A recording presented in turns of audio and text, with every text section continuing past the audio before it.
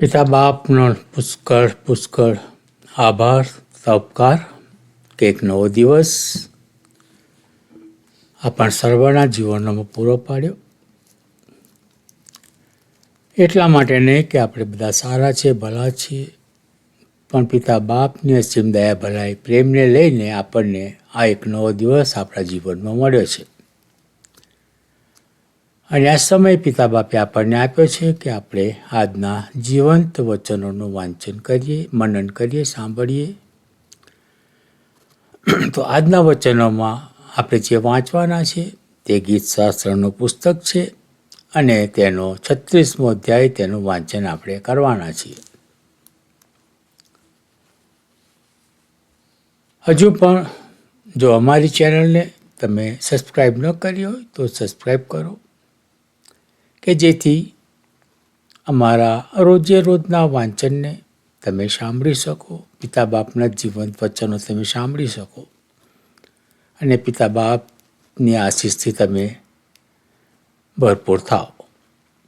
તો ચલો એક ટૂંકી પ્રાર્થના કરીશું અને આજના વચનોમાં જઈશું. પ્રાર્થના કરીએ. પવિત્ર પવિત્ર છે સૈન્યોના દેવો બાપ, તમારો આભાર માનીએ છીએ પ્રભુ કે તમે અમારા જીવનમાં સુંદર દિવસ ઉમેરી આપ્યો અને બાપ તમારા સુંદર પવિત્ર વચનો વાંચવાની સમય આપો છો, એના માટે પણ અમે તમારો પુષ્કળ આભાર માનીએ છીએ. તમારા વચનો પર પુષ્કળ આશીષ અને કૃપા આપજો, સમજવા માટે જ્ઞાન, બુદ્ધિ અને ડર પણ આપજો. અમે તમારા હાથોમાં સોંપાય છે. આ મારી ટૂંકી પ્રાર્થના તમારા વાલા દીકરાના નામથી માગીએ છીએ. સાંભળો અને સ્વીકાર કરજો બાપ. આમીન. પવિત્ર પુસ્તક બાઇબલ અને ગીતશાસ્ત્રનું પુસ્તક અને તેનો 36મો અધ્યાય. માણસની દુષ્ટતા. દુષ્ટનું ઉલ્લંઘન મારા હૃદયમાં કહે છે કે તેની દ્રષ્ટિમાં ઈશ્વરનું ભય છે જ નહીં, કેમ કે તે પોતાના મનમાં અહંકાર કરે છે.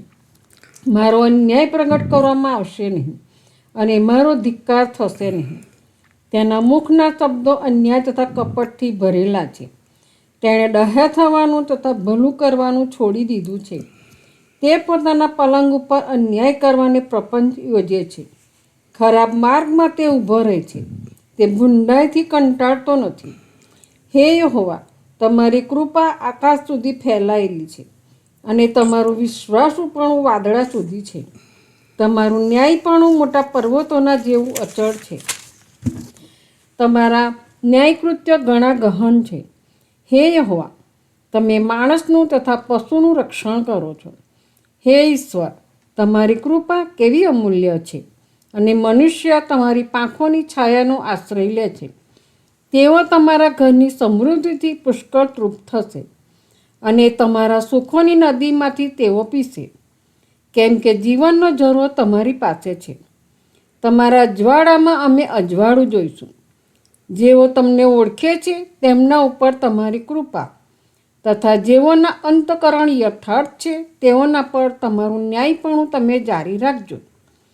અહંકારીના પગને મારી સામે આવવા ન દો તથા દુષ્ટોના હાથ મને હાંકી ન કાઢે. અન્યાય કરનારાઓ આ પડી ગયા, તેઓ જમીનદોષ થયા છે, તેઓ પાછા ઉઠી શકશે નહીં. પ્રભુ તેના જીવન વચનને પુષ્કળ આશીષ અને કૃપા આપે. પ્રાર્થના કરીએ. પવિત્ર પવિત્ર પવિત્ર સૈન્યના દેવી યહોવા બાપ, તમારો આભાર તો ઉપકાર માનીએ છીએ કે આજના દિવસે તમારા જીવંત વચનોને વાંચવાને માટે અમારી સહાયતા મદદ કરી.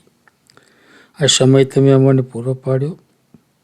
આ તમામ બાબતોને માટે તમારો આભાર માનીએ છીએ. આ જીવંત વચનો જેઓ સાંભળે છે તેવા તમામ કુટુંબોની ઉપર તમારી આશીષની વર્ષા થવા દેજો. તેઓની સાથે અને પાસે રહેજો. તેઓની સહાયતા મદદ કરજો અને તેઓને જોઈતા તમામ સારાવાના તમારા અખોટ ભંડારમાંથી તેઓને મળી રહે એવી કૃપા તમે થવા દેજો. વિશેષ પિતા બાપ, આ વચનો ઘણા લોકો સુધી પહોંચે અને કોઈક એકાત્મા તમારા પવિત્ર નામમાં જીતાય અને સ્વર્ગની અંદર હજારો લાખો દૂતો હાલેલુયા હાલેલુયાના પોકારો કરીને હર્ષોનાદ કરે એવી પણ અમે પ્રાર્થના કરીએ છીએ.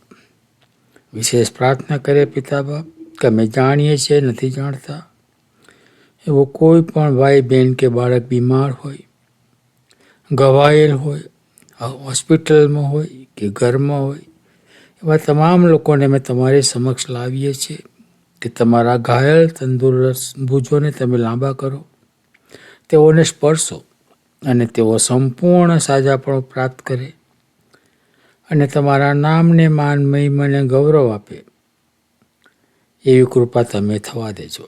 ગરીબ, અનાથ, વિધવાઓની સહાયતા મદદ કરજો બાપ. તેઓને જોઈતા તમામ સારાવાના તમારા અકૂટ ભંડારમાંથી તેઓને મળી રહે તેવી પણ કૃપા તમે થવા દેજો. જે કુટુંબની અંદર મરણે પ્રવેશ કર્યો હોય એવા કુટુંબને અમે તમારી સમક્ષ લાવીએ છીએ બાપ, કે કુટુંબને તમારા આત્મિક દિલાસાથી ભરપૂર કરો. વિશેષ પ્રાર્થના કરીએ બાપ કે ફ્રાન્સિસભાઈ જો નડિયાદમાં રહે છે, તેઓના કુટુંબમાં મરણે પ્રવેશ કર્યો છે, ત્યારે કુટુંબ પર તમારી આશીષને વરસાદ થવા દો. તમારા દિલાસો તેઓની ઉપર આવવા દો, કેમ કે અમારો દિલાસો એક ક્ષણિક દિલાસો છે, પણ તમારા આત્મિક દિલાસાથી એ કુટુંબને તમે ભરપૂર કરો. અને જે ખોટ તમારા સેવક સેવિકાને પડી છે, તે ખોટ સહન કરવાને માટે તમે તેઓને શક્તિ સામર્થ્યથી ભરપૂર કરજો. એવા ઘણા બીજા કુટુંબો છે જેઓને અમે નથી જાણતા, તેવા તમામ લોકોને માટે પણ અમારી આ જ વિનંતીઓ છે બાપ, કે તમે તેઓને તમારા આત્મિક દિલાસાથી ભરપૂર કરો. વિશેષ અમારા દેશ અમેરિકાને આશીર્વાદિત કરો. અમારા દેશ પર તમારી આશીષની વર્ષા થવા દો બાપ. આ દેશના રાજનેતાઓને આશીર્વાદિત કરો બાપ, અને દેશનું સુકાન ચલાવવાને માટે તમે તેઓને શક્તિ, સામર્થ્ય અને ડાપણથી ભરો પિતા. અન્ય ઘણા દેશો છે જ્યાં આગળ તમારું નામ લેવાને માટે મનાઈ ફરમાવે છે. એવા દેશોના રાજનેતાઓના હૃદયોને તમે સ્પર્શો અને તેઓના હૃદયોને તમે પલટો, કે તેઓ તમને ઓળખે, તમારા નામને ઓળખે અને તમારા સેવક સેવિકાઓ, તમારા બાળકો જેઓ એવા દેશોમાં રહે છે, તેઓને તમારી આગળ આવતા રોકે છે, તે તમામ એ લોકો ભૂલે અને તમારા બાળકોને તમારી આગળ આવવા દે, અને બીજા પણ ઘણા તમારી આગળ આવે, તમારા નામને માન, મહિમા અને ગૌરવ આપે તેવી કૃપા તમે થવા દેજો. તમારો આવો ખૂબ જ નજીક છે. તમે ક્યારે આવશો અમે જાણતા નથી, પણ તમે જ્યારે પણ આવો ત્યારે તમને મળવાને માટે અમે હરદમ તૈયાર રહીએ. તેને માટે અમને તમારા માર્ગ બતાવો, એ માર્ગમાં ચલાવો અને એ માર્ગની અંદર ચાલવાને માટે અમને શક્તિ, સામર્થ્ય બળથી ભરો. અમારાથી જાણે અજાણે થયેલા અમારા પાપ ગુનાઓની કબૂલાત કરતા અમારી આ સઘળી અરજો ગરજો વિનંતીઓ તમારા પુત્ર અમારા પ્રભુ ઈસુ મસીહ તેમના મીઠા અને પ્યારા નામમાં તમારી સમક્ષ લાવીએ છીએ. સાંભળો અને તેનો સ્વીકાર કરો પિતા. આમીન, આમીન.